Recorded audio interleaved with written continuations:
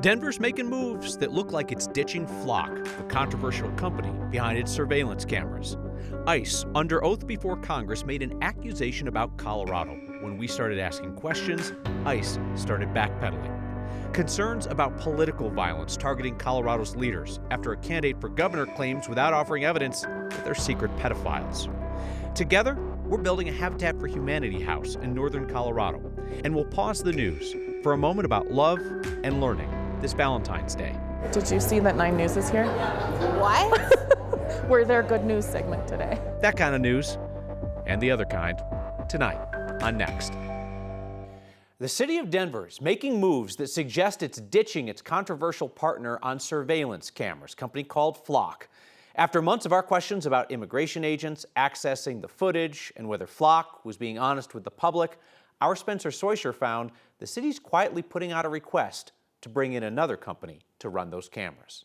He kept piling on and piling on. It's just like another little card in the stack of why we need to turn these things off. I had an apology email from the CEO of Flock because he lied to my face. It's been pretty clear for a while. Much of Denver City Council is fed up and done with Flock. But Mayor Mike Johnston was not. This is from July, the first of 2 times he went around the city council to extend the city's expiring Flock contract. And we think there's very widespread support in the city to keep those cameras on because they provide core public safety support. Despite Flock putting Denver's tracking data on a national network and not telling the truth about contracts with immigration enforcement, the mayor continued to keep Flock in the city. But not anymore. We've learned the mayor's office, in a more legally and professional way, is signaling it's moving on. Johnston's office is putting out an informal request for proposal. It's a different process than the city normally uses for contract bidding and allows the city to ask companies to submit bids for the camera contract. With this process, they have to reach out to 3 companies. Denver can't legally say Flock is done in Denver after the contract expires next month, but if the city was happy with Flock, they would not have to put out a new request for proposals. The city confirmed it could simply extend the contract. In a statement to 9 News, a spokesperson for Johnston's office confirmed the plan, saying in part, quote, "We are currently fielding bids for license plate reader services," and told 9 News that past performance is a factor, and the new contract will eventually go before the council. And if you need more proof of it, take this from one source close to the situation. Quote, "It would be a hell of a challenge for Flock to get back on council's good graces, and I haven't seen anything that would indicate that's going to happen." Multiple sources confirmed with us this week that the city is hoping to have a new provider in place, cameras up and operating by April 1, with no lapse between the expiration of the Flock contract and the start of the new one. Not that many companies do this type of license plate reading that the city wants. Our sources expected Axon and Motorola to be the 2 companies that ultimately fight to get this contract, but the city can't say yet formally that Flock is done. It's been a rough week for the folks at Flock. Yeah, they had Amazon and Ring. They had a partnership with them that would have allowed people to share their Ring camera doorbell cams with Flock. They got a lot of backlash for that after a Super Bowl ad from Ring this week. They pulled out of Flock as well. That was the Super Bowl ad about how everybody's doorbell cameras are going to activate to find lost puppies, and people were like, hold on, could immigration agents use those? Right, everybody thought it was really cute. Oh, they're going to find all the dogs. Wait a second. Hold on a minute. All right, well, you've been on top of this. Thank you, Spencer. Appreciate it. As Democrats negotiate with Republicans in Washington over immigration enforcement reform, Denver and 7 other cities have some suggestions. Dems, of course, are using a funding lapse that's coming tonight as leverage to try and put guardrails on President Trump's mass deportations. Denver Mayor Mike Johnston signed onto a letter that started with the city of Chicago. It calls for a ban on face masks on federal deportation agents and a mandate that they wear body cameras. The mayors want federal agents to get judicial warrants before entering private property. The letter asked agents to stay away from schools, hospitals, and houses of worship. And this could be a deal breaker, they want ICE to get buy-in from state and local leaders for mass deportation actions. ICE and Border Patrol agents are still going to get their paychecks if DHS shuts down tonight. They have access to $75 billion in funding approved by Republicans and President Trump earlier this year. Employees at FEMA, TSA, and Coast Guard, which are also under DHS, they'll still have to work, but they will not get paid during that partial shutdown. The head of ICE was under oath before Congress when he made a damning accusation against law enforcement in Colorado yesterday that local law enforcement here leaked news of a raid in Aurora, and that allowed gang members to escape. But the timeline didn't match up to us, and when we started asking questions, ICE deleted the accusation from its social media accounts. Our Marshall Zellinger saved the receipts. So many times, I'll give you the example of Aurora, Colorado. It's actually Colorado, but that's not what we're fact-checking. When acting ICE Director Todd Lyons testified in front of Congress Thursday, he made this claim about the February 2025 ICE operation in Aurora. We were going to serve a criminal warrant on an apartment complex of known TDA gang members that was full. We tried to work with the state and local government. They made notifications that the operation was ongoing.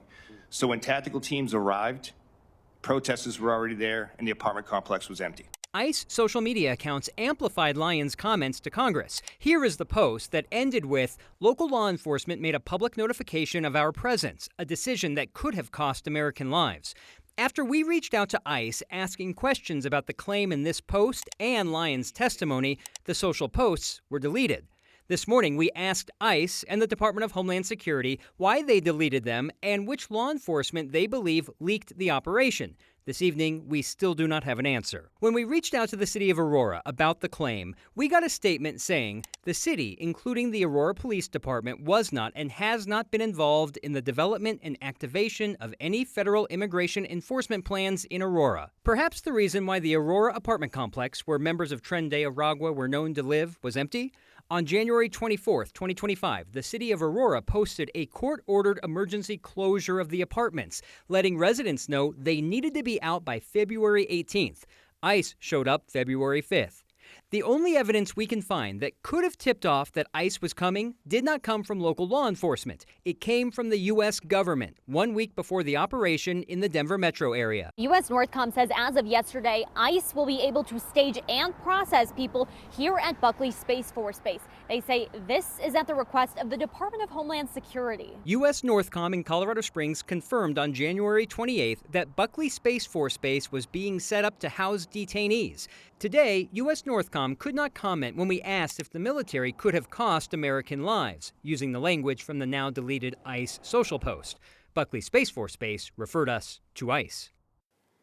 So what happens if someone makes a false or inaccurate claim to Congress? Could be considered perjury. We asked ICE if Lyons planned to try to amend his testimony in some way. Again, got no answer. A congressional staffer with knowledge of how this works told me you can make a faithful attempt to correct the record, and that would usually not be considered perjury, but the ultimate decision is up to the attorneys that represent the majority. So in this case, Kyle, the Republican Party attorneys. As for the bigger idea of whether people knew that deportation raids were coming to Aurora, I recall a guy that I saw on television in October of the year before who said that the mass deportations were going to start in Aurora. Yeah, I think the person you're talking about was then candidate Donald Trump making a campaign visit to Aurora, calling it Operation Aurora. Now, the claim yesterday seemed perhaps like just before it was about to happen, but there was no secret it was going to happen. Right, and again, if ICE has evidence that local law enforcement really did tip off a Venezuelan gang right before a raid, we're all ears, because they're making the claim publicly. Marshall Zellinger, thanks for asking questions. The man who opened fire inside a medical clinic in Evergreen this time last night used to be a patient there. Jeffco Sheriff's Office now says that the man didn't physically hurt anybody. Certainly the entire community shook, because it's only been 5 months since the shooting at Evergreen High School. The Sheriff's Office says the shooter was a 62-year-old named Lance Black, fired about 19 rounds inside the Common Spirit Primary Care Office yesterday. They say he then shot and killed himself as law enforcement closed in. Investigators are saying they're still not sure why he did it. The largest Habitat for Humanity build in the West just lost $1 million in federal funding. So they're regrouping a bit, cutting the number of new houses built this year from 40 to 20. But I bet that together we could make it 21 houses. This week's Word of Thanks micro-giving campaign is going to build a house for a family in our state. Hope Springs is a whole neighborhood full of affordable homes and a child care center, parks, and play spaces. This is a community where people are united in their dream of home ownership and their determination to pay their mortgage if they can just get a bit of help from Habitat for Humanity. You've been reliably raising $50,000 or more each week for a nonprofit cause somewhere in Colorado. And that is going to go a long way toward adding one more home to this year's build list at Hope Springs. They told me straight up, if we have the funding, we can build it. What a start. You have raised $42,000 in the last 2 days. We are going to blow past $50,000 raised. I know it.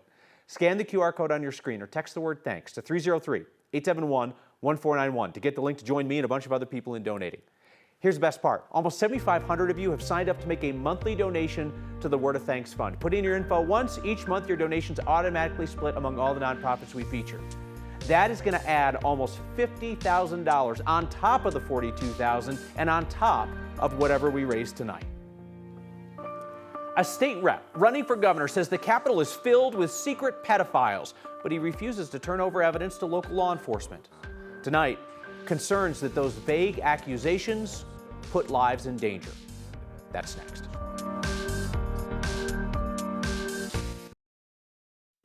There are worries among state leaders at the Capitol that unsubstantiated allegations of child sex rings involving elected officials could put people in danger. Republican State Rep Scott Bottoms, who's running for governor, says he went to the FBI 3 years ago with his claims, which he made public at a campaign event over the weekend. Claims made amid acts of political violence across America. I believe that we have a politician who is recklessly endangering others by making false allegations and accusations that are unfounded. Democratic House Speaker Julie McCluskey is talking about Republican Representative Scott Bottoms and his allegations of pedophile rings at the Capitol as he runs for governor. If you're serious about protecting children, why not present that evidence right now to local law enforcement that is ready and willing to take your allegations and investigate them? There's a major difference between awareness and justice. Justice is not what you do. Justice is what I do. FBI knows about it. FBI will bring it out when it's time. I'm not the one that's going to bring this out. I'm not a federal prosecutor. I'm not a federal law enforcement. And I never said I would do it when I'm governor. Show your fake video. We are going to drop the boom the moment that I'm governor. We've actually been talking about maybe doing it before. But the moment I'm governor, we're going to shut down the pedophile rings that are in the House, in the Senate, and in the governor's office. Do you have safety concerns for your folks?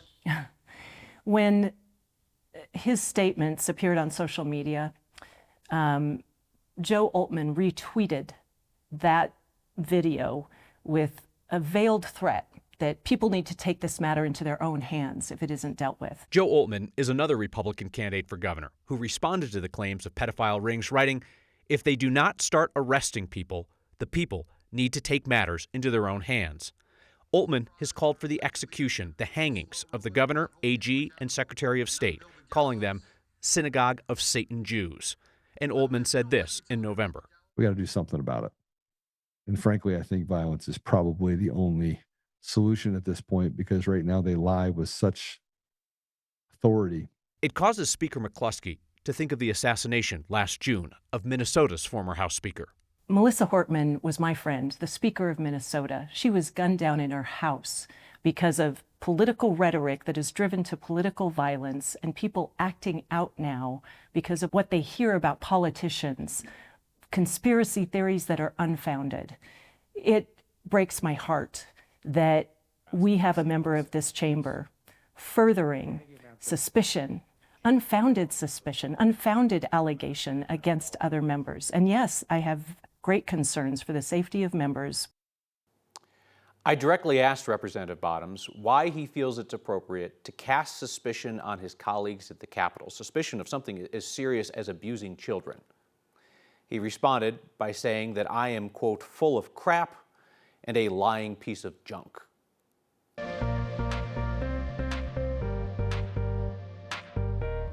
Snow in winter.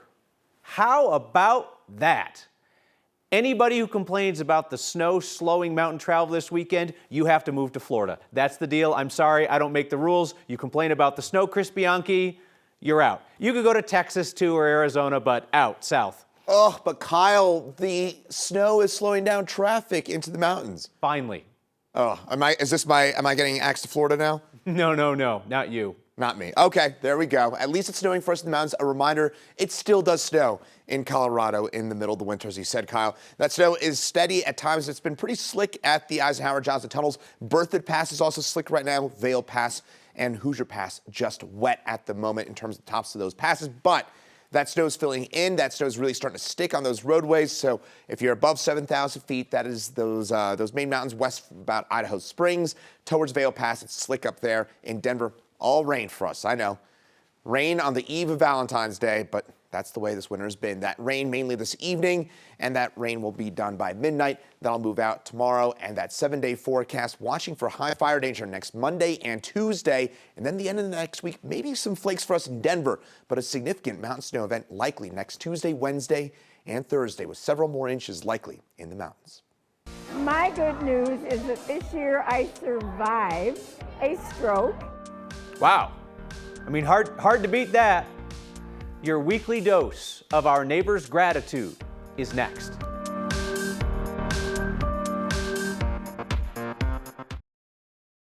Team USA is having its wins and losses at the Olympics. No spoilers on this program. You know, this is also the place where we always root for a second country, an underdog aiming for its first ever medal. This year, the fine folks of Andorra. You will not find them on the main medal count, where the U.S. is still in third place behind Norway and Italy. Andorra's small but mighty team is still tied for last place with 0 medals. Still play that anthem every time, though, because this thing slaps. The country's hopes are riding on 7 skiers and snowboarders, including perhaps the country's most beautiful man, Joan Verdu. The 30-year-old is back in competition tomorrow on Valentine's Day. Appropriate, because I understand he is seen as a bit of a hunk in the European sports world. He's got a good jawline. A lot of Olympians have good jawlines. Today is Grand Friends Day at Asbury Elementary, a place to watch generations interact and a place for us to catch the good news in their lives. Thank you for joining us for our 4th annual Grand Friends Day here at Asbury Elementary. Everybody, when they come, they're just so happy. The kids look forward to Grand Friends Day for weeks because they get to see, maybe their grandparents flew in from across the country, or maybe they came up from down the street, right? But they're just so proud. My good news is that I get to live in Colorado and ski and play guitar and do everything I love. It is time to go spend some time with your kiddos. I got 29. My good news for today is that my wife and I are expecting our first child in June. It's good news, yeah. She had a stroke, so I'm really happy that she's here. My good news is that this year I survived a stroke, and I'm also a cancer survivor, and so each and every day that I get to do something fun with my grandkids and my family makes me appreciate life even more. My good news is that it's Grand Friends Day, and we all get to celebrate it and hang out with our parents or grandparents or someone special in our lives. My good news is just being here, hanging out with my grandparents. My good news is that I get to go to the Rockies game. Yay! My good news is that Grand Friends Day at Asbury was a success. Oh, I think it's probably more fun for the grandparents. Your feedback next. M writes, this is how journalists used to be. Need a lot more news outlets that support them. Thank you for acknowledging that accountability journalism only works if it has the support of courageous news management and ownership. I'll see you next time.